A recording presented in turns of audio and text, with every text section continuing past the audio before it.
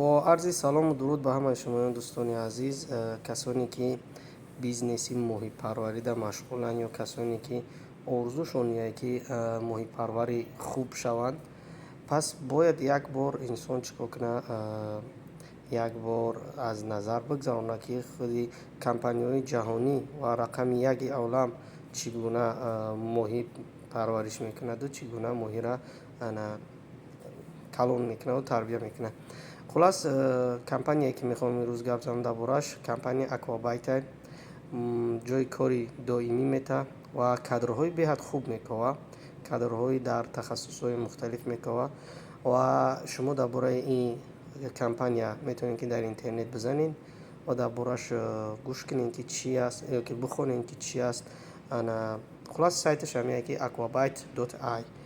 خلاص وقتی که توجیهش که میکنیم خوجگی ماهی ها رو با تمامی بهتر نماییم. خلاص درباره ماهی، درباره اسبابایی که ماهی پروری میکنن، درباره نوع و طرز پروریش همین تمام دربارش میخونی تا اینکه انا چیکار میکنی معلومات کافی پیدا میکنی و وقتی هم که معلومات کافی پیدا کردی چیکار میکنیم با جای تقدیمش میگذاریم.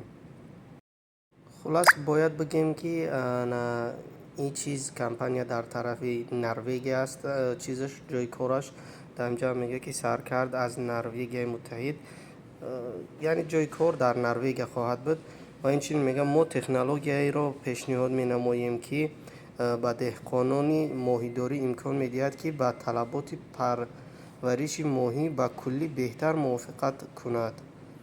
خلاص دربارش باید بخونین بدونین که این چی است، چه خیلی کمپانی است.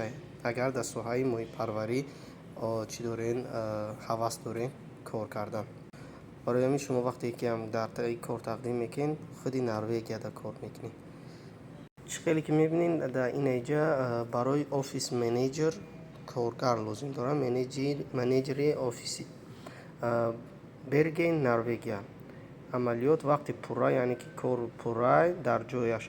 عریضه خود رو پیشنهاد کنید، رزومه خودتون روان میکنید، سی وی داشتگیتون، نام پورا، الکترونیک، تلفن، شرکت حاضره، بعد سایت های داشتگیتون در توییتر، در هر سامانه دیگه عریضه را پیشنهاد میکنید. عریضه را پیشنهاد کردین منتظر میشین برای شما جواب بده. این تقدیم کردنش آنلاینه و کسی هم از شما پول طلب نمیکنه در تقدیم کردن و این چنین تقدیم کردن رایگان است. این مهمترش است که اینجا را اهمیت بدین. در اکوابایت ما آدمان جالبی رو که دورای زمینه بی‌نظیر میباشند قدر میکنیم. ما شما رو سخت تشویق میکنیم که حتی اگر شما به همه طلبات ها جواب ندهید مراجعت کنید و ما هر چیز زودتر به شما برمیگردیم، یعنی که جواب ایمیل شما رو میتم.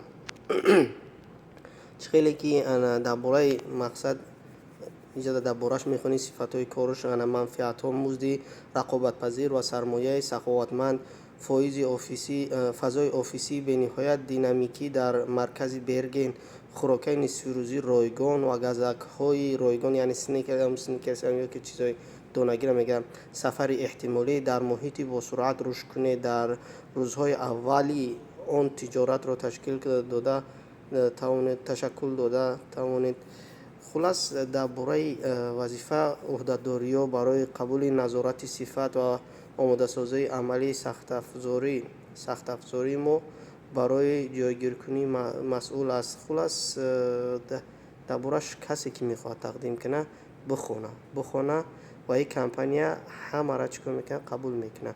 apply for this job میگه، در این اینجا میدروین چیکار میکنید برای این کار مراجعت کنید یا که تقدیم کردن در اینجا میگه اساسیات عملیات های صحرایی، نمیره دقیق اهمیت بدین، یعنی که کارهای صحرایی میکنی.